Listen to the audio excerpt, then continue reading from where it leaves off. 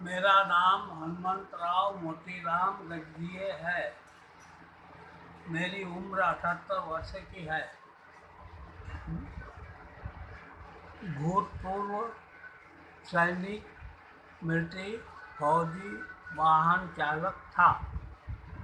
अब बीमार, लकवा पीड़ित और चलने में असमर्थ हूँ। मेरा पता 83 श्री राम नगर, उदयनगर चौक के पास घर बनाया है। उसी घर में रहते। मेरी पत्नी का नाम शकुंतला हनुमंतराव गजभिये है। उसकी उम्र 74 साल की है।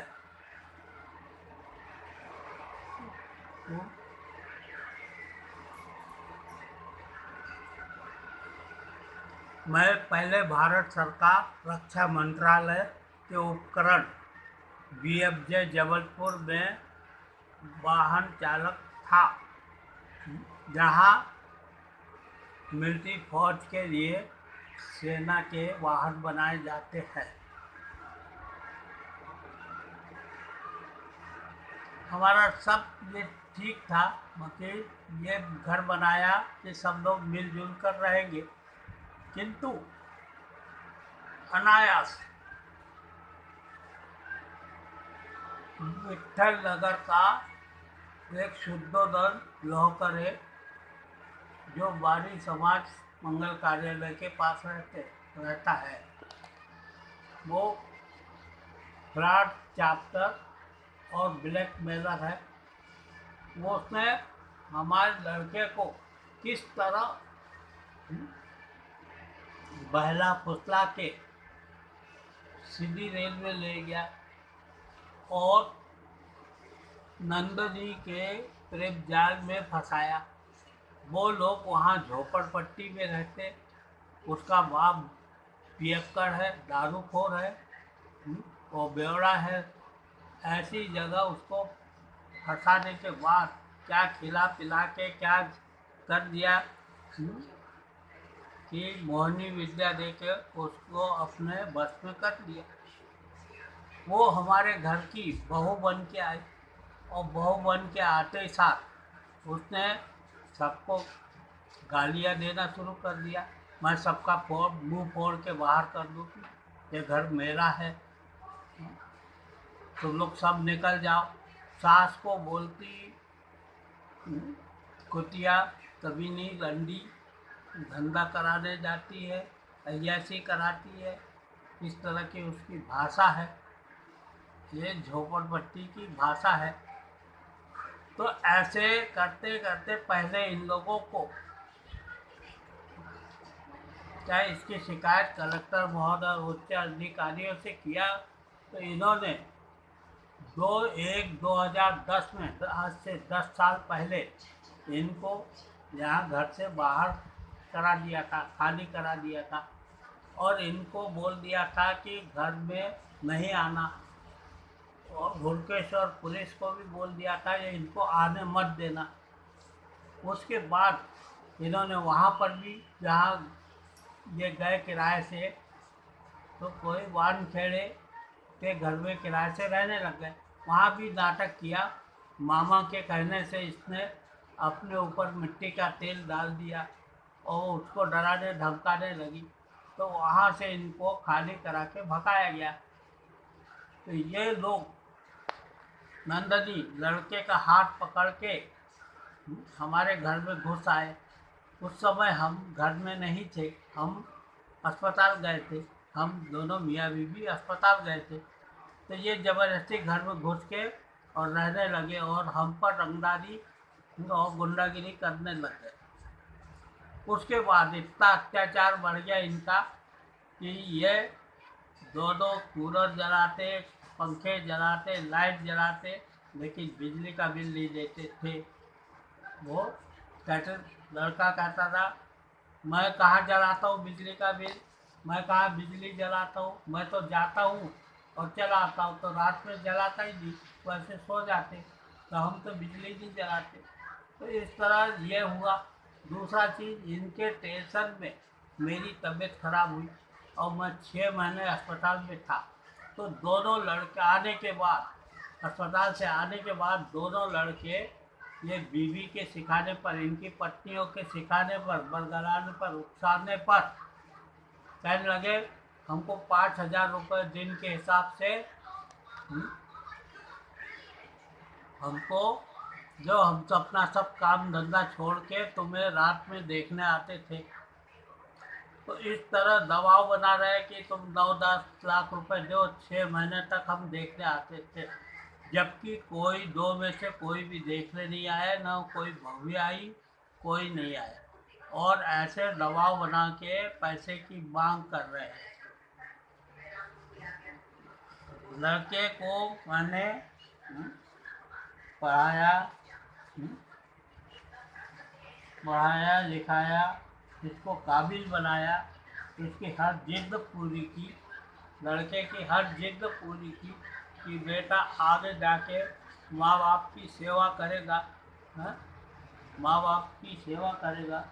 लेकिन आज वो हमारा इतना अपमान कर रहा है, इतना, ये जहाँ पर तक मोहल्ले में चिल्ला चिल्ला के और रोज का झगड़ा कर रहे हैं ये लोग दोनों।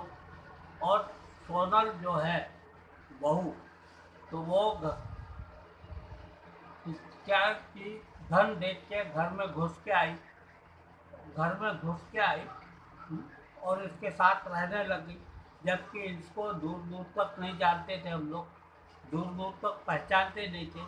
बाद में पता चला कि ये मंदा सोमदेव निखारे की लड़की है और ये कोष्टी समाज की है। तो कोष्टी समाज हुआ तो एससी आदिवासी में आते और हम लोग एससी में आते, लेकिन ये बार बार अपने आप को बोलती मैं हिंदू हूँ, मैं हिंदू हूँ, मैं हिंदू हूँ, है। तो ये हिंदू है तो हम लोग कौन से, हम लोग क्या मुसलमान हैं?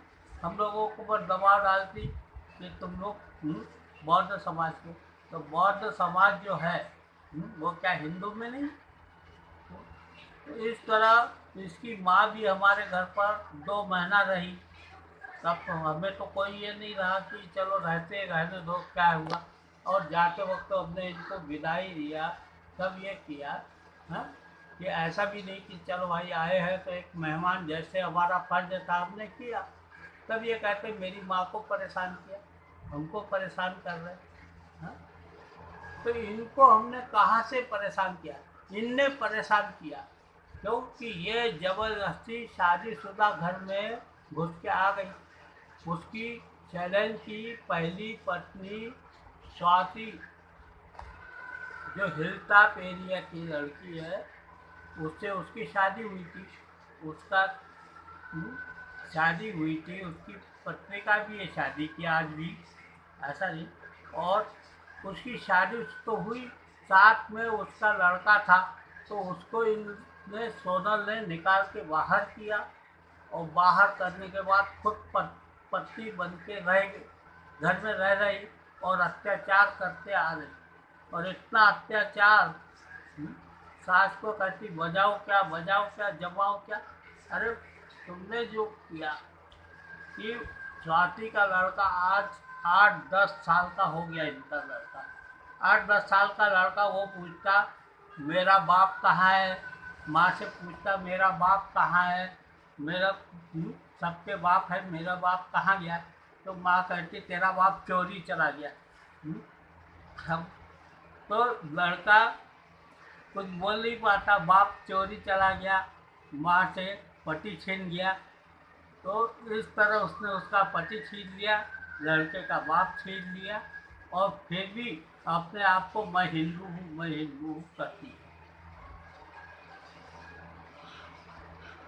और तो इनके कारनामे ऐसे ये है कि इनको मैं पहले से ही हमसे पैसे ले चुके ये, और दोनों लड़के पैसे लिख के बड़े भूखे हैं, जायदाद के बहुत भूखे हैं बहुए। और बहुए इतनी ये कर रही, लड़कों को उकसा रही कि माँ बाप को मार, तो वो माँ बाप को मारने के लिए डंडा उठाते, कहते डंडा लेके सूट देंगे, डंडा लेके ये कर देंगे, और माँ के बाल पकड़ के मारने को करती बहुए। तो यहाँ तक कि लड़का बोलता है हम तुम मर जाओगे तो हम मिट्टी में नहीं आएंगे।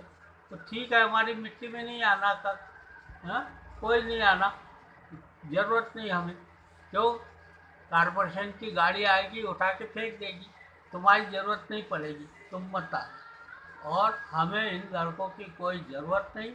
मेरे मकान से इनको, मेरा मकान है, मेरे नाम की रजिस्ट्री है, मेरा घर है, मैं चाहे किसी को दान दूँ, दान करूँ, किसी को दूँ, इन पर इसका या बेचूँ, इनका कोई अधिकार नहीं है। तो जैसे पहले खाली कराया गया था इनसे, और ये ज़बरदस्ती घुस के आए, कानून तोड़ के आए, हाँ, ये कानून को नहीं समझते, ये पुलिस को भी नहीं समझते, न इनको पुलिस का डर है न कानून का डर है। तो ऐसी हरकतें करते हैं ये, पुलिस से तो बिल्कुल घबराते नहीं।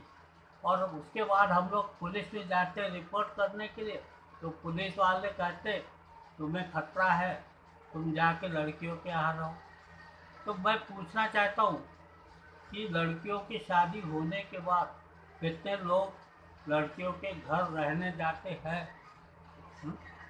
जब ये कहते हैं कि पुलिस वाले कि इनके घर जाके और कोई कार्रवाई नहीं करते, इसलिए इनकी हिम्मत बढ़ गई है। और इनकी हिम्मत बढ़ने पर अब इतना अत्याचार कर रहे हैं हम पर कि सहन नहीं होता अब हम लोगों से। तो हम लोग सहन नहीं कर पा रहे। खत्म।